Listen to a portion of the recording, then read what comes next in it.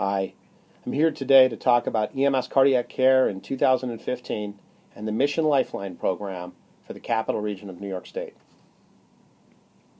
I'm Michael Dailey.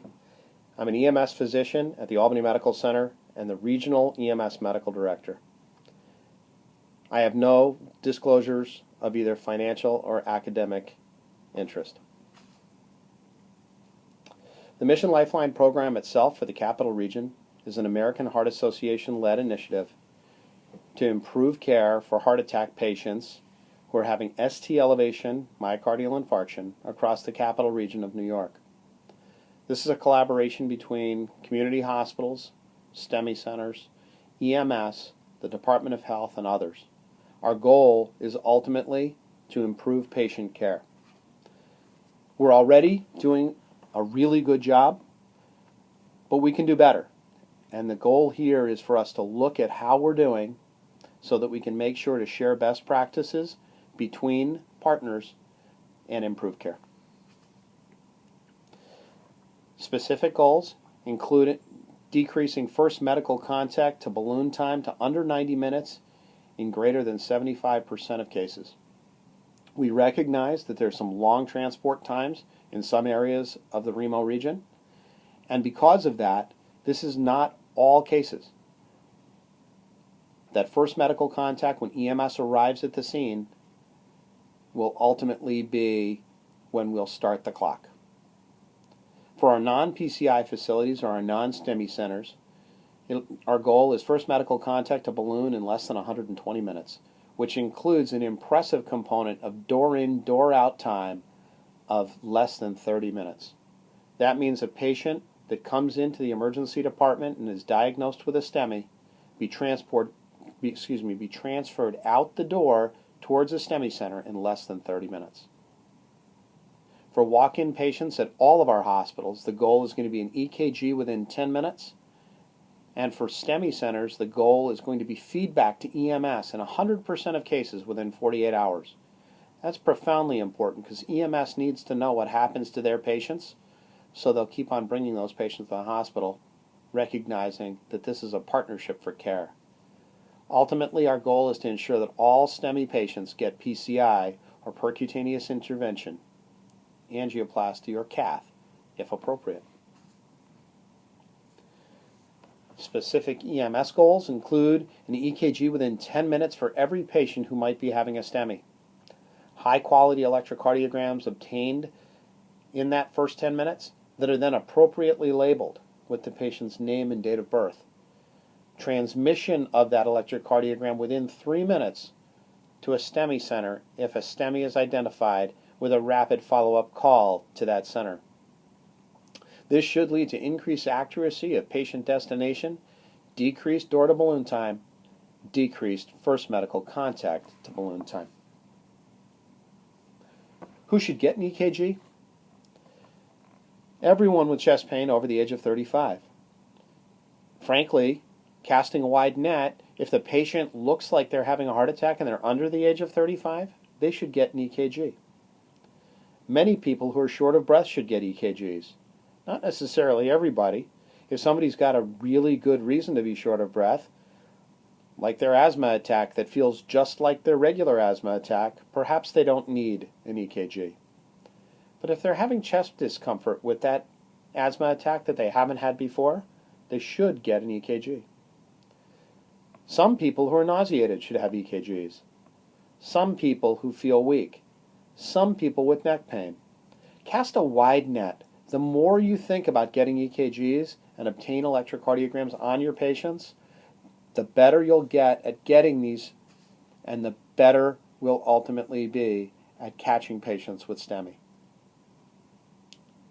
What happens to the EKG after you get it? Well, all EKGs should be labeled. All EKGs that are obtained should accompany the patient to the hospital, and all EKGs become part of the EMS patient record and the hospital patient record. Every time you get a concerning electrocardiogram, it should be transmitted to a physician immediately and reviewed with that physician. All normal electrocardiograms where the patient has a very concerning story should get transmitted to a physician and then reviewed. This is part of the concept of just making sure that we're doing as well as possible all the time. Let's talk about a case. 45-year-old male is playing basketball and develops chest pain. He's alert, he's awake, he's really sweaty. His complaint is substernal chest pain radiating to the left arm, and he offers the family history. My father died of a heart attack in his 40s. This is not a difficult case to think, hey, I should get an EKG.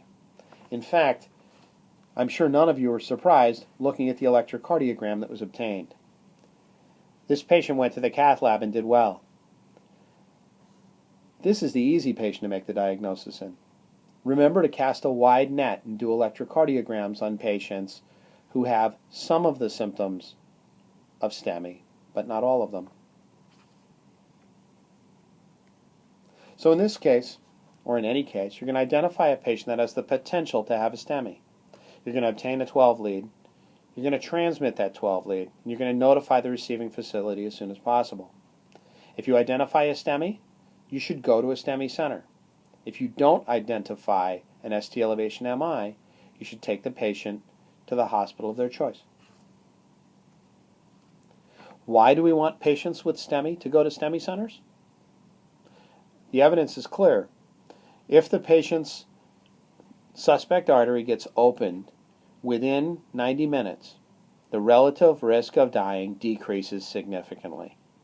Our goal is less morbidity, less mortality, and patients continuing on a normal life. We can do that with rapid recognition to reperfusion.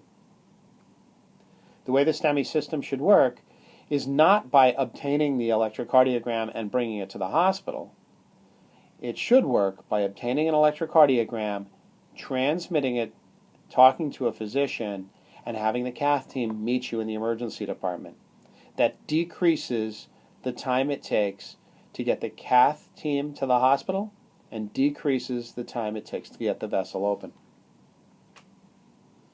You can see that we've actually done well. Between 2006 and 2010, one of our STEMI centers decreased their door-to-balloon time from 88 minutes to 60 minutes.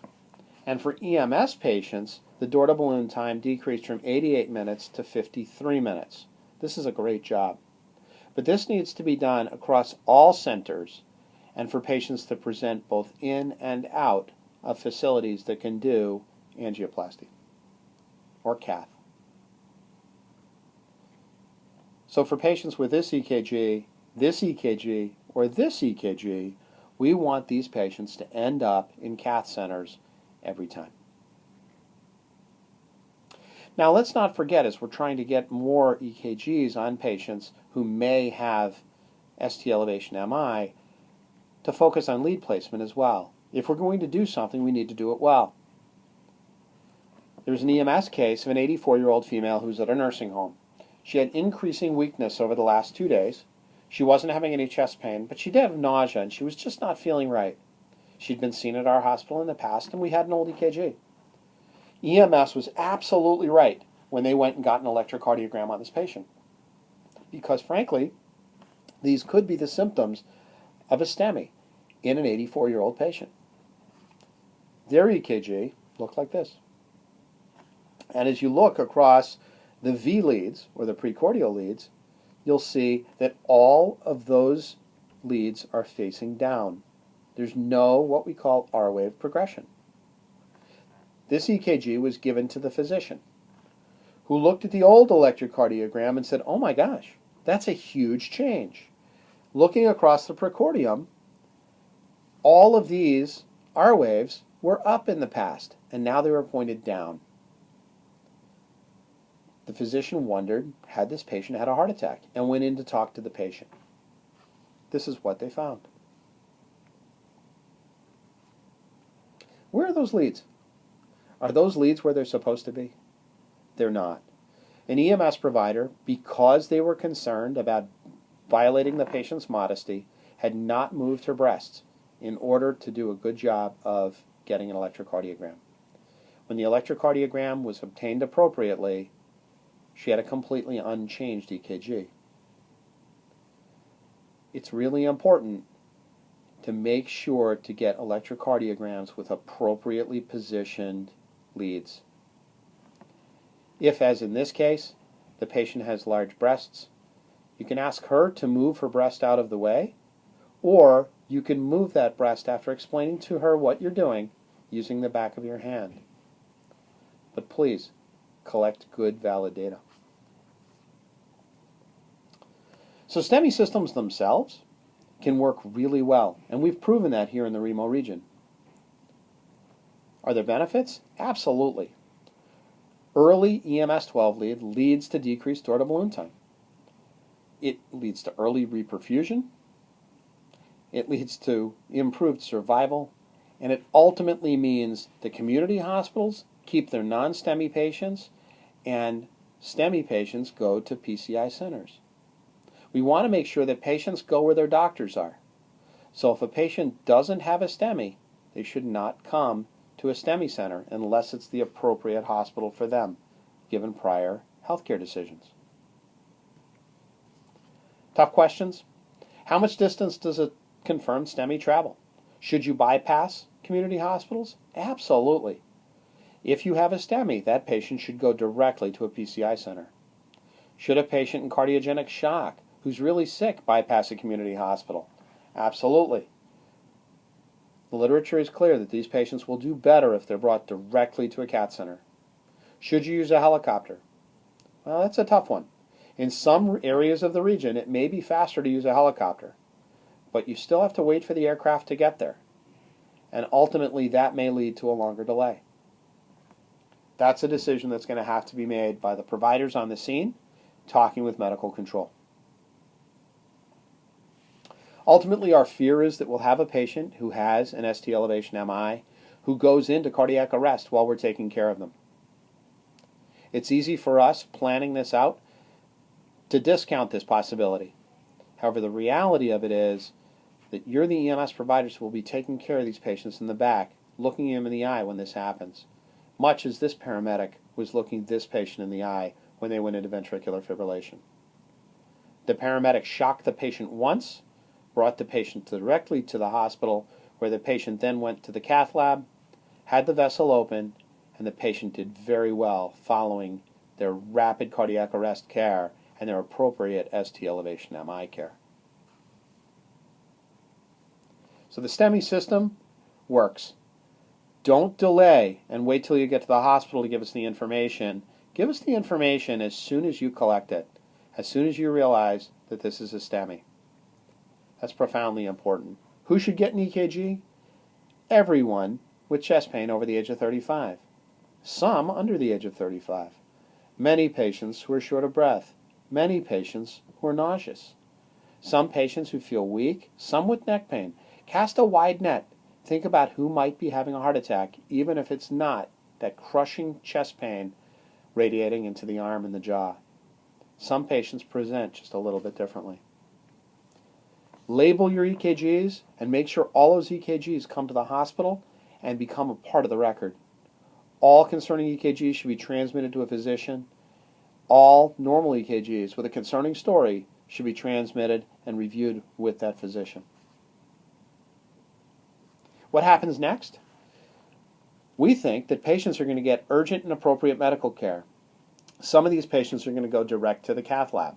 Some will pause briefly in the emergency department for additional interventions or discussions between the physician, the cardiologist, and the patient. EMS is going to get feedback from STEMI centers on the results of the patient's cardiac catheterization within 48 hours. That should be the first thing that you find. Patient care will continue to improve. The Capital Region Mission Lifeline program kicked off December 1st, 2015. We'll be running this for the next 18 months. We're excited about where this is going to go and how it's going to improve care in the Capital District. Thank you.